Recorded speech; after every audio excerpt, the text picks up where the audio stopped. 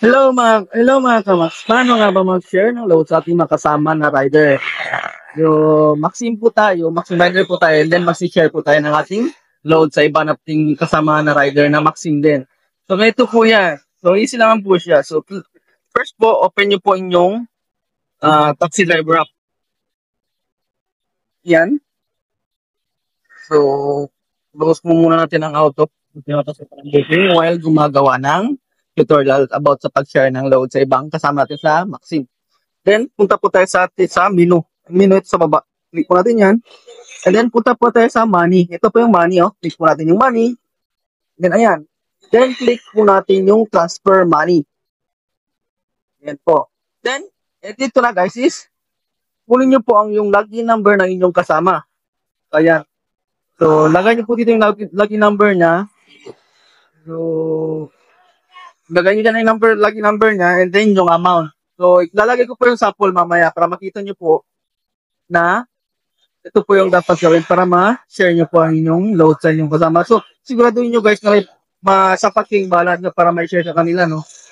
So, kayo na bala kung nagabenta kayo ng load. So, sa akin is 100 po. Benta ko po is 110 naman po.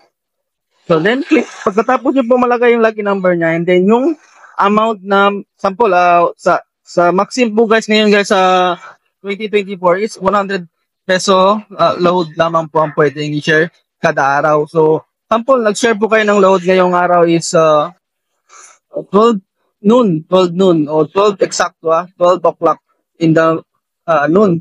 So, next share nyo po kinabukasan is 12 noon din po. Yun po. Hindi po pwedeng sa isang araw is dalawang share ng load or dalawang share ng 100. Pwede nyo po ay 50-50, 50 sa isa, 50 sa kabila. Pero sa isang account po natin is 100 lang po may share natin sa isang araw. So pagkatapos yun na po malagay yung login number niya and then ang login number ng inyong pagsisenda ng inyong load, then yung amount, so 100 lang po ang minimum every day. And then click na po natin yung transfer. So, pag-click po natin ng transfer, ayun, boom. Makikita niyo po sa baba, may nakapangalan na transfer complete. Dito sa baba. May nakapangalan na transfer complete. So, ayan. Pag nakasabi na po doon na transfer complete, so meaning po niyan, so okay na po, na-share nyo na po sa kanya yung inyong load na dapat ibigay. So, wag po kayong mag-alala, kung hindi pa po pumasok sa kanya, is delay lamang po yun.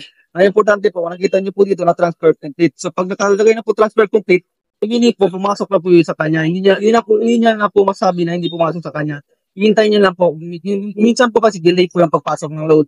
Pero mas accurate naman po pumapasok agad-agad. Kasi ginagawa ko naman po mag-share ng load eh. And then pumapasok naman po siya agad. So, yun lamang guys. So, sa mga bago pa lang po sa YouTube channel ko, please click to subscribe at hit yung notification bell para lagi mo updated sa mga bago kong upload na videos.